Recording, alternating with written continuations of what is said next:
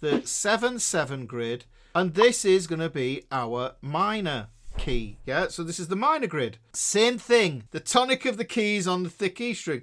I'm going to do this in G minor. Now, if this is chord 1 in the minor, then chord 4 in the Roman numeral is going to go there, chord 5 in the Roman numeral is going to go there.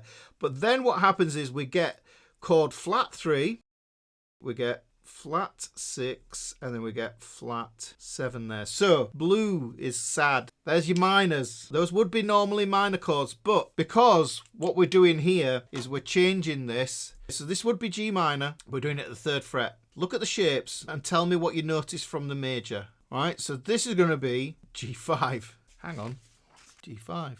Same thing. So it's the same for major or minor because there's no third to define the tonality. It makes it really, really rigid. The thing that will make it sound minor is the movement between the chords, the distance between the shapes. Let's just go over here. I'm going to do this at the same place. We're going to get C5 here. Same thing. But it gets a little bit funky here. I've got to shift these shapes around a wee bit. We get chord 5. This is going to be a D5 just here. And then I'll put the minors here because really we've only got 2 power chords on the E string, but we've got 4 power chords on the A string there with that shape. Just split that like that so you can see it a little bit easier.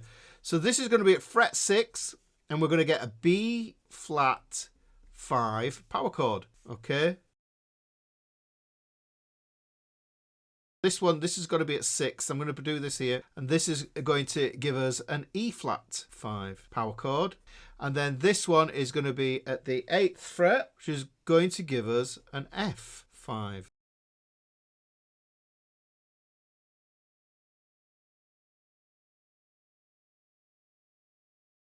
Now that changes everything, because what we've got sound-wise...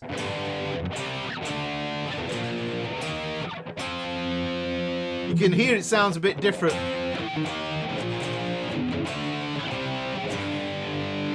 So all I'm doing is I'm mapping out the minor key here. It becomes a really useful way for you to be able to switch between the 2 grids. This is an application of the 2 grids, guys. So you've got your minor grid, which is the 7/7 grid, and you've got your major grid, which is the L7 grid. That's the easiest way to look at it, and you just put the chord on it. Now this is the simplest chord. I could be putting single notes on it. If I do it as the L7 grid, with the first 6 notes we get do, re, mi, fa, so, la, yeah?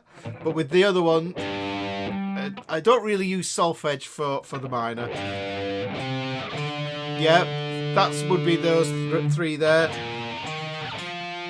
Those would be the notes. So all we're doing is just turning them into power chords. Okay.